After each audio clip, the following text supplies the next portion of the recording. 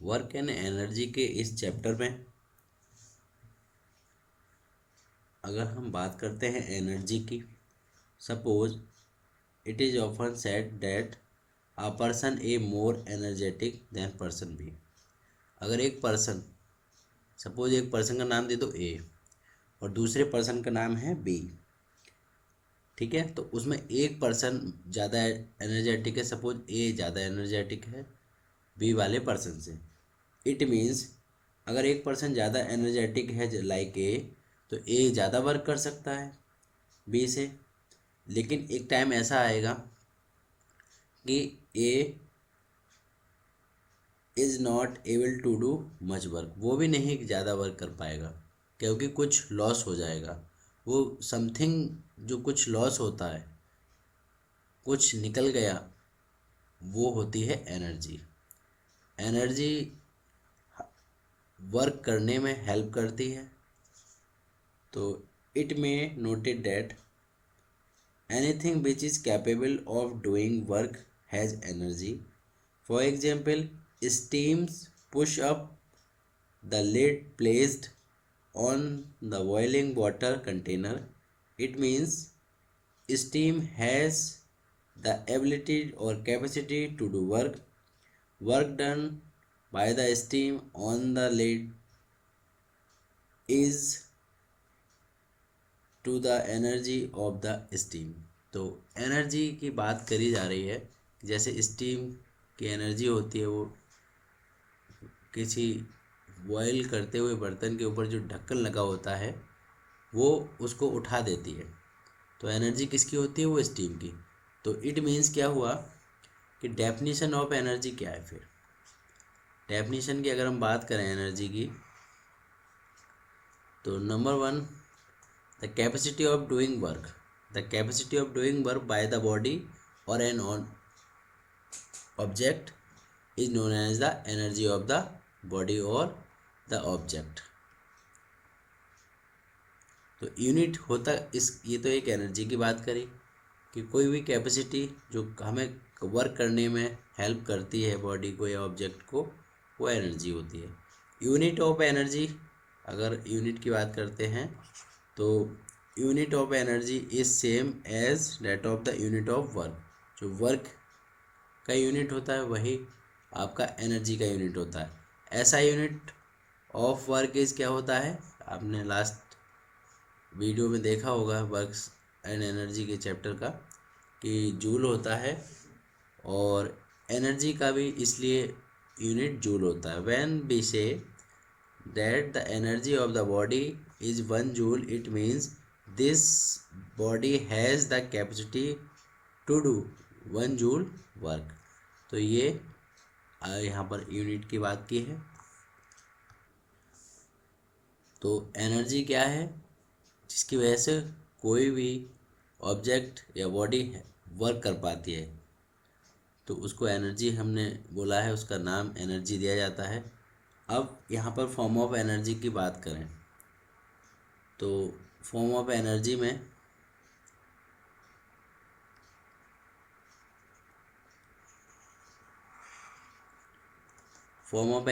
Various form of energy are, कौन कौन सी एनर्जी हैं?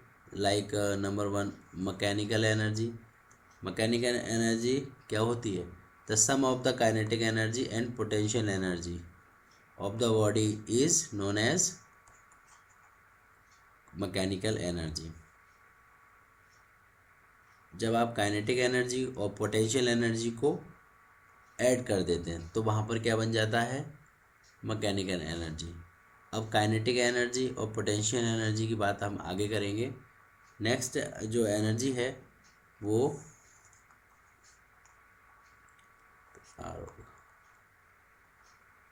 सेकंड है आपका हीट और thermal energy.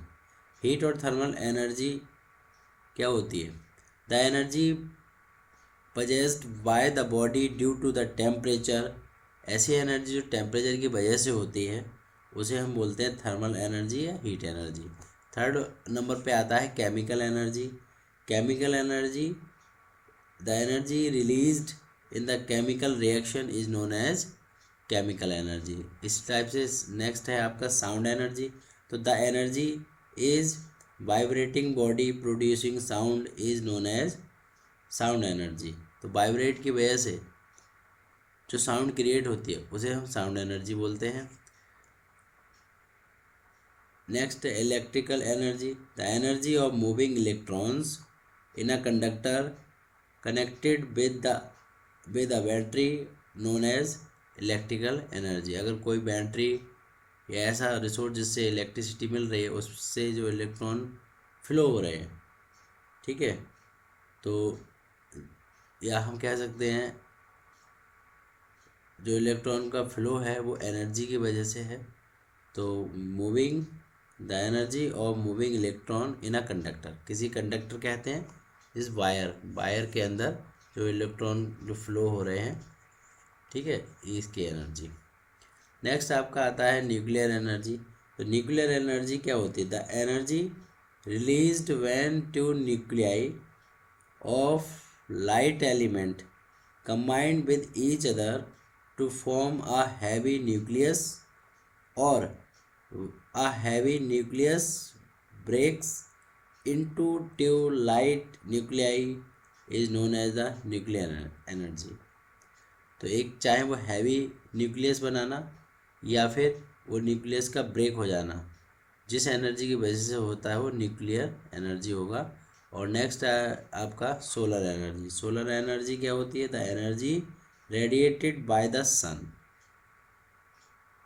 Is known as the solar energy, ठीक है। तो ये एनर्जी के बहुत सारे फॉर्म्स थे। अब हम बात करते हैं यहाँ पर बात आ रही थी, mechanical energy is the sum of the kinetic and potential energy. तो kinetic energy and potential energy की अब हम बात करेंगे। जिस एनर्जी की वजह से कोई भी ऑब्जेक्ट मूविंग में है, तो वर्च्यू ऑफ इट्स मोशन, और हम कह सकते हैं the energy possessed by a body by virtue of its motion is known as kinetic energy. For example a moving bus और कार और ट्रेन हैज़ काइनेटिक एनर्जी, मतलब ये मूव कर पा रही है किसी एनर्जी की वजह से। जिस एनर्जी की वजह से कोई ऑब्जेक्ट मूव कर पा रहा है उसे हम बोलेंगे kinetic energy. Moving blades have kinetic energy, flowing water has a kinetic energy, a moving ball has a kinetic energy. In other words we can say that anything which moves has kinetic energy। so definition of potential energy, इसके बाद जो हम बात कर रहे थे अभी mechanical energy में दोनों का जो सम होता है काइनेटिक एनर्जी और पोटेंशियल एनर्जी। तो पोटेंशियल एनर्जी के अंदर क्या होता है? तो एक अभी कंसेप्ट थी कि जिसमें कोई ऑब्जेक्ट मूव कर पाए जिस एनर्जी की वजह से, वो आपका होता है काइनेटिक एनर्जी। बट कोई ऑब्जेक्ट रुका हुआ है अपने प्लेस पर, कहीं पर रखा हुआ है या स्टोर है, शेप लिया हुआ है, ठीक है, तो the energy possessed by an object by virtue of its position और शेप और configuration is known as potential energy. तो जिसकी वजह से कोई ऑब्जेक्ट, जिस एनर्जी की वजह से कोई ऑब्जेक्ट रुका हुआ है अपनी पोजीशन में, ठीक है, शेप लिए हुए है अपनी पोजीशन में, तो उसको हम बोलते हैं potential energy. For examples, number 1 example, water stores in a dam has a potential energy due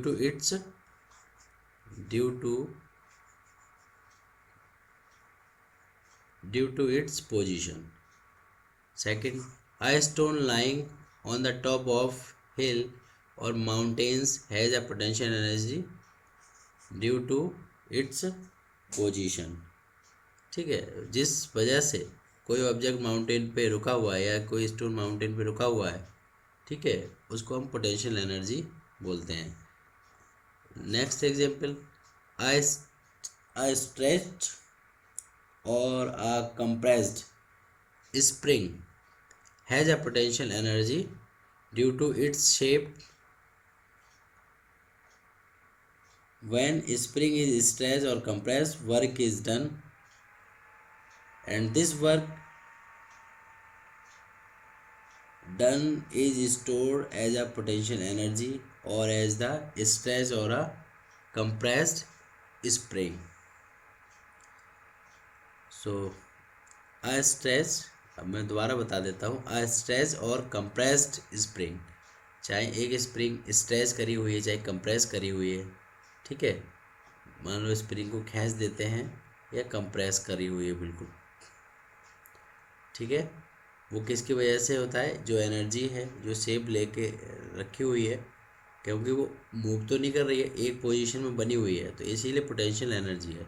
जब हम स्प्रिंग को कंप्रेस करते हैं और या स्ट्रेच करते हैं तो हम क्या बोलेंगे, वर्क डन हुआ। तो यही वर्क डन पोटेंशियल एनर्जी की वजह से हो पाता है, ठीक है।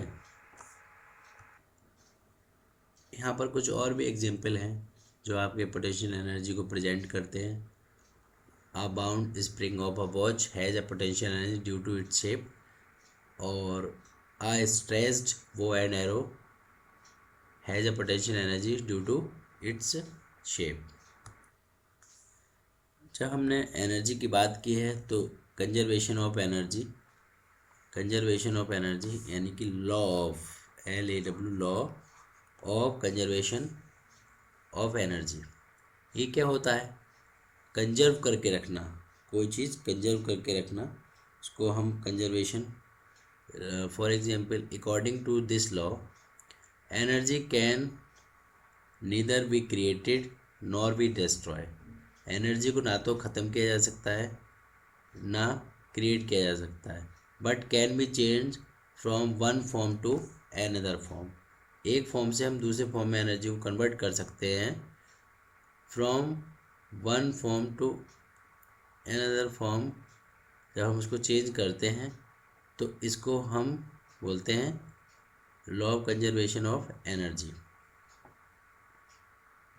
When one form of energy is changed और transform into other form of energy, the total energy of an isolated system remains the same, that is the total energy before transformation equal the sum of different energies transform।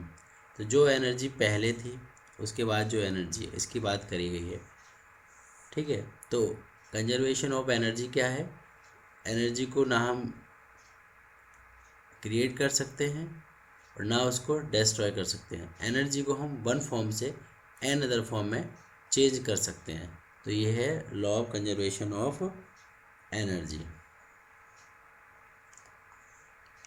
यहाँ पे एक दो word की जो mistake मुझे नज़र आ रही है टाइपिंग में, वो देख लेते हैं। So now spelling are corrected.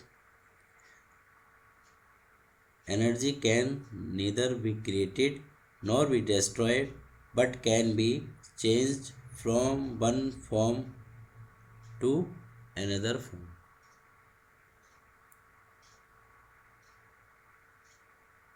तो ये आपका law of conservation of energy है। Kinetic energy equal half mv², एक फॉर्मूला है, इसको डेरिवेट कैसे किया जाता है और इस फॉर्मूले का यूज हम कैसे कर पाएंगे न्यूमेरिकल के क्वेश्चंस के लिए, क्योंकि फिजिक्स में न्यूमेरिकल होते हैं। अच्छा, एक बात और बता दें, जो कंसेप्ट या फिर जो थ्योरी है, या मैं बात करूं जो आप स्क्रीन पर देख रहे हैं लाइंस को, मैं जनरली यूज़ करता हूं टेक्स्ट बुक, रेफरेंस बुक, आपके स्कूल में जो बुक रन होती हैं जनरली, या बच्चे जो यूज़ करते हैं, ताकि उनको बेनिफिट मिल सके अपनी ही बुक्स का जो भी वो यूज़ कर रहे हैं। So consider a body of mass m, suppose मान लो कि किसी बॉडी का मास m है, तो मास m ले लिया। कंसीडर, आप पूरा लिखिएगा जो मैं बोल रहा हूँ, consider a body of mass m lying at rest, body किस पर है, रेस्ट पोजीशन में है, lying at rest on a smooth floor, let a force F be applied on the body so that the body attains a velocity v after traveling a distance s। देखो यहाँ पे हम ऐसे कह सकते हैं एक ही ग्राउंड है या फिर स्मूथ फ्लोर है, यहाँ पर कोई ऑब्जेक्ट है, अभी क्या है रेस्ट पोजीशन में है। तो इसका मतलब क्या है, रेस्ट में जब कोई होता है तो इनिशियल वेलोसिटी तो आपकी जीरो हो जाती है। जब आपने इस पर फोर्स अप्लाई किया, फोर्स अप्लाई करने के बाद यहाँ पर ऑब्जेक्ट ए है, सपोज यहाँ से लेके यहाँ तक डिस्टेंस कवर कर ली एस, ठीक है, एस नेम दे दिया डिस्टेंस का। तो उसके बाद लास्ट में तो फाइनल वेलोसिटी होती है, कुछ ना कुछ तो होगी वेलोसिटी भी, ठीक है। तो ऐसे की है, तो यहाँ पे वर्क हो गया। जब हम कोई वर्क क्या है, जब हम कुछ करते हैं उसका जो रिजल्ट हमें मिलता है वो वर्क होता है ना।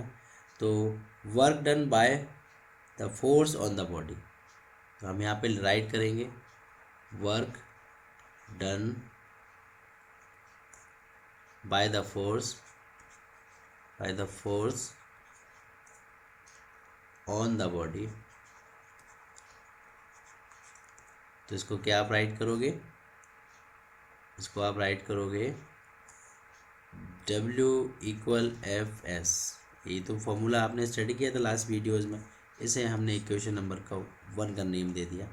अब आपको पता है F इक्वल क्या होता है, F इक्वल होता है ma, Newton second law of motion.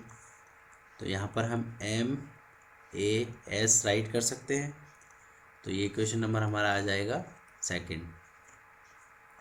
इसके बाद हम क्या करेंगे, ये दोनों इक्वेशन आ चुकी हैं और एक मोशन का इक्वेशन होता है v square equal u square plus 2as।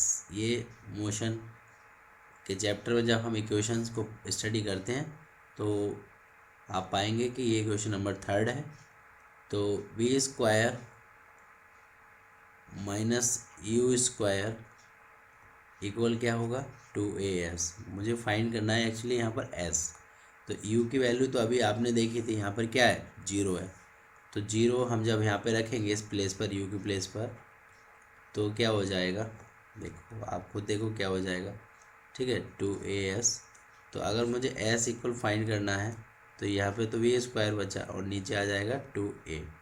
तो ये आपका इक्वेशन नंबर 3 हो गया। तो 3 इक्वेशन आपको मिल चुकी हैं। अब substituting the value of s from equation 3 in equation 2 we get.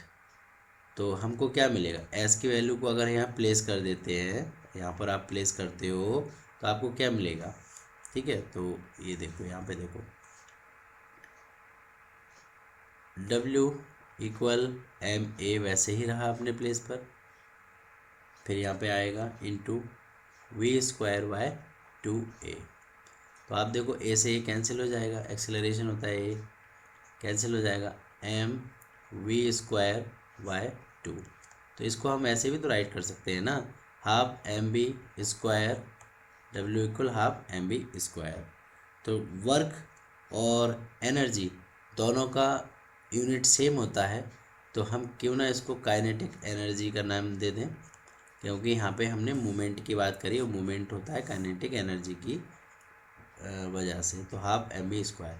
तो देखो यही फॉर्मूला हमको प्रूव करना था, काइनेटिक एनर्जी इक्वल ये हाफ एम बी स्क्वायर होता है। तो ये m क्या है, m को हम बोलते हैं मास ऑफ द बॉडी, और v क्या है यहाँ पे, v है आपका स्पीड ऑफ द बॉडी, ठीक है।